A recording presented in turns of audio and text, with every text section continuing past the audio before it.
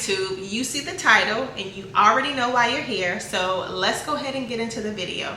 If you're new around here, I'm Cheri. I'm an online marketing strategist and video content creator whose #1 purpose in life is to help cosmetic and aesthetic service providers attract and retain more patients using the lovely internet.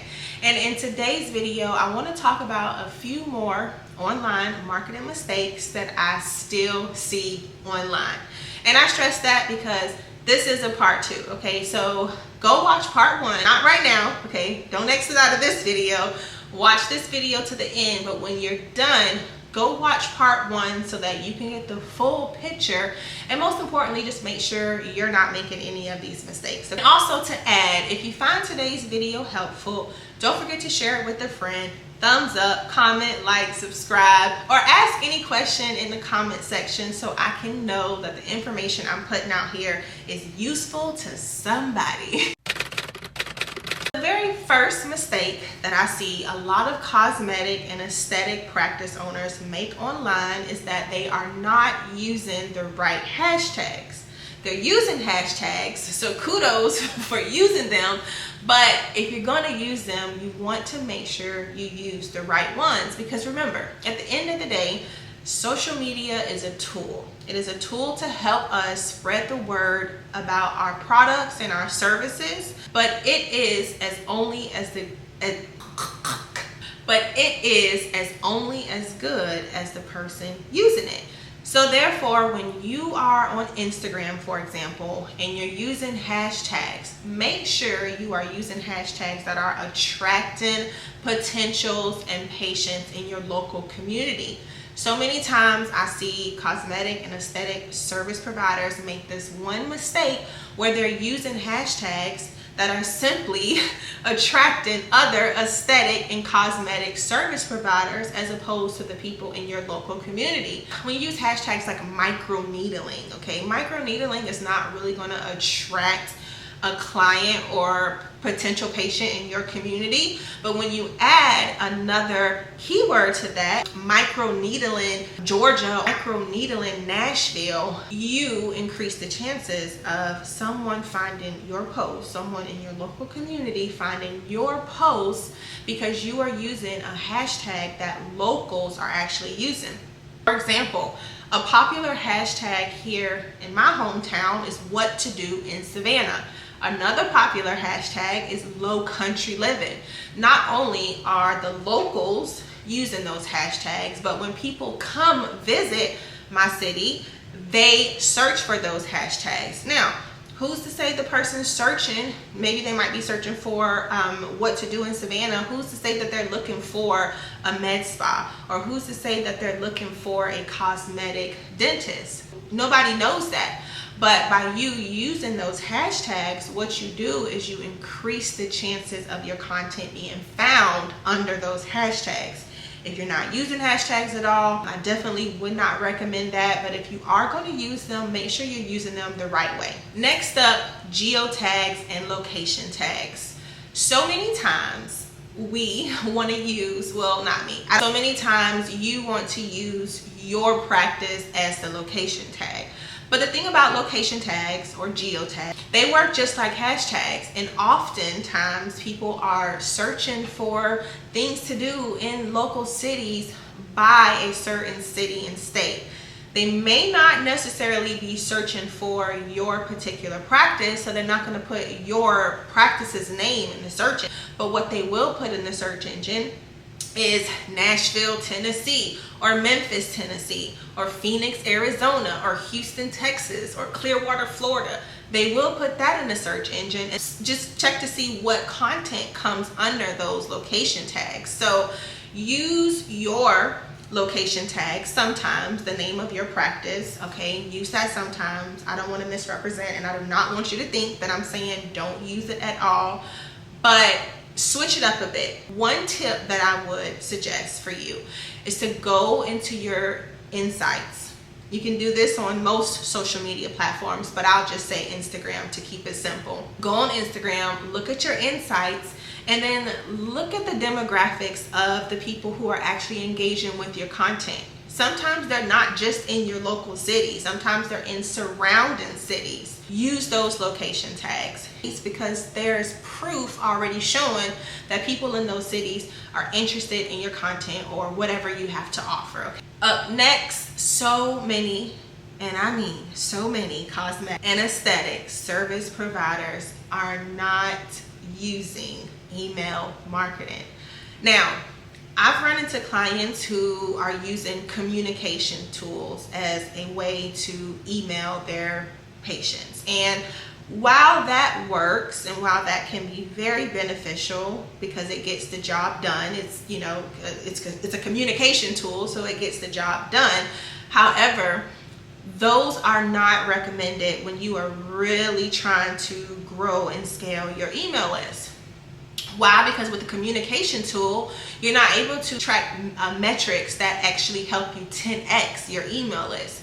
You're not able to track analytics, track click-through rate. You're not able to track who opens it, track if anything bounces or is undeliverable. You can't really do that in a communication tool. There's two parts to this one. The first thing is stop using the communication tool as a way of email marketing. Okay, those are two different things. Second part of this is just to utilize and capitalize off of email marketing. I just did a post about this, so make sure you go look at it. It's on my Instagram. You have to create some sort of, well, first you have to build your list. And I'm not talking about the patients who just come in for your services. No, you need to offer some sort of incentive to get them to sign up for your email list. And then once they do sign up for it, you have to offer them some sort of exclusive perk, because if not, then they're going to be like, well, why did I sign up for this? If I have access to the same offers that are on social media, on Facebook, on Instagram, like, what is the point of really being on the email list? So you need to offer exclusive perks, rewards, whatever, to your email list, so that they can constantly be reminded of, hey, okay, yes, I remember why I signed up, and this is a great, okay, I want you to hear me, this is a great patient retention strategy, because if you continue to cater to them, to wine and dine them with the fancy things of life, your services, they're going to keep coming back. Not only will they keep coming back, but they're going to tell their friends, they're going to tell their family, and then everybody's coming back.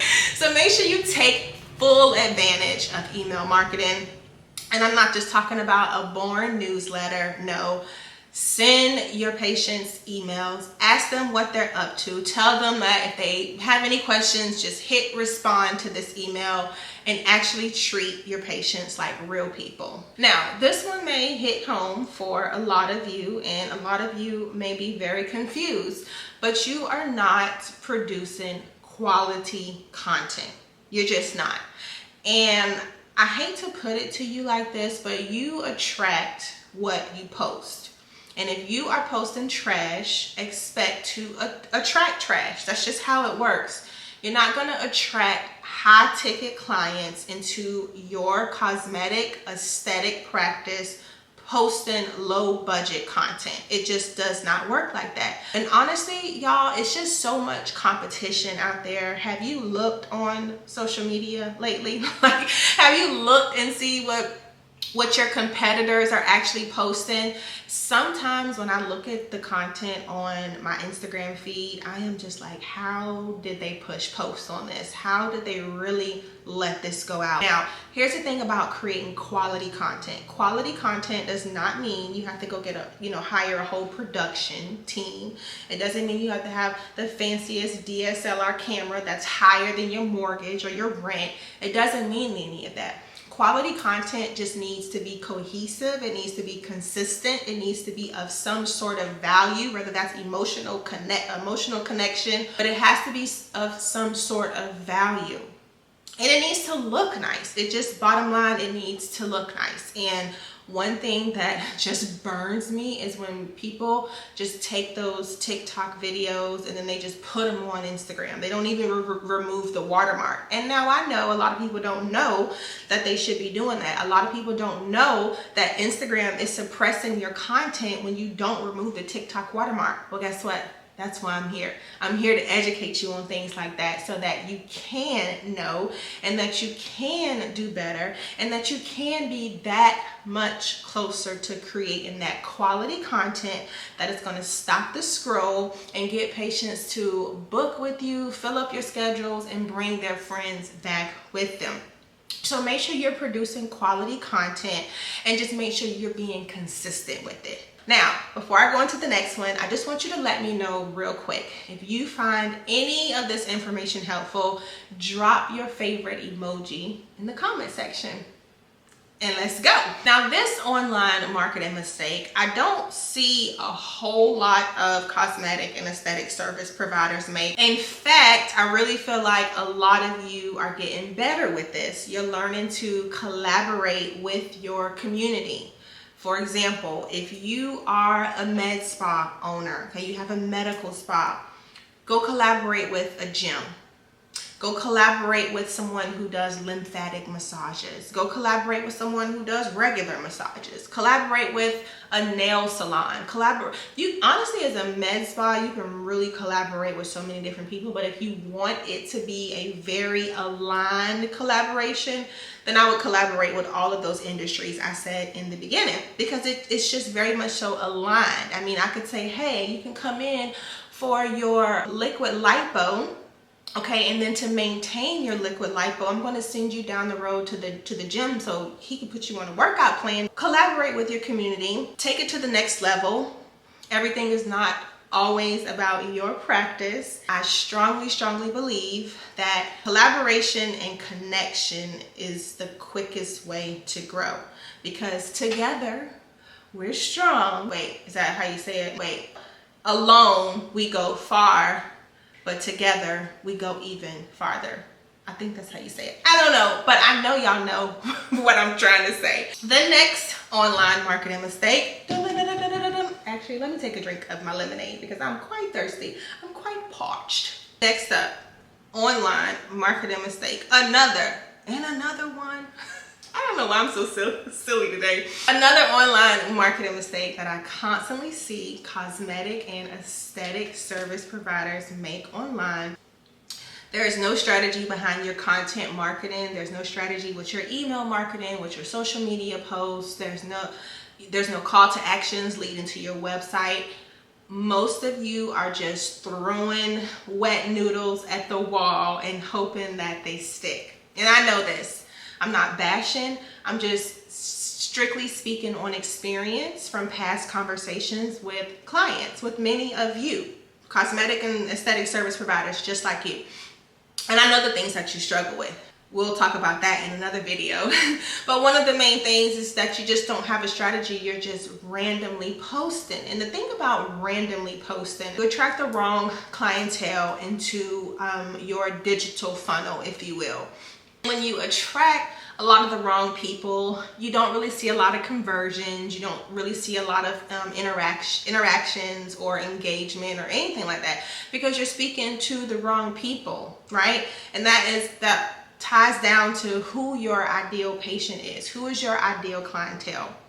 And that's something that I always go over with my clients during like our onboarding or our one-on-ones. Let's find out who your ideal clientele is so we can make sure we're creating content that speaks just to them. Because I tell you one thing, I created and grew 2 accounts. Some of y'all might know this already, but I created and grew 2 accounts, Instagram and TikTok. And boy, did I grow those accounts the wrong way. And I attracted so many of the wrong clients. Not saying I don't love them, because some of you may actually have come through those marketing channels and that's how you're here. And I'm not saying there's nothing wrong with that. It's just that when you learn how to be intentional with your marketing, what to post, what should I say in my videos, it really just changes the game. When you know the types of emails that you're going to send out the next 2 weeks, the next 3 weeks, the next month, it really helps you get that much closer towards your goal. Now, I know this was a lot of information, trust me, because I feel overwhelmed. I always feel like that because this is a lot of information. I'm just being honest. So one thing that I would suggest that you do, if you don't know like where to get started, if you don't know what types of content you should be posting to attract clients on auto, I created a video, so no worries. I put it all in one video for you to go watch, and after you watch that video, you will know exactly the type of content that you should post for your cosmetic and your aesthetic practice that are gonna help you attract and retain patients 365. So if you found this helpful, if you like this video, don't forget to thumbs up, like, comment, subscribe, all of that good stuff. And I'll see y'all in the next video. Bye-bye.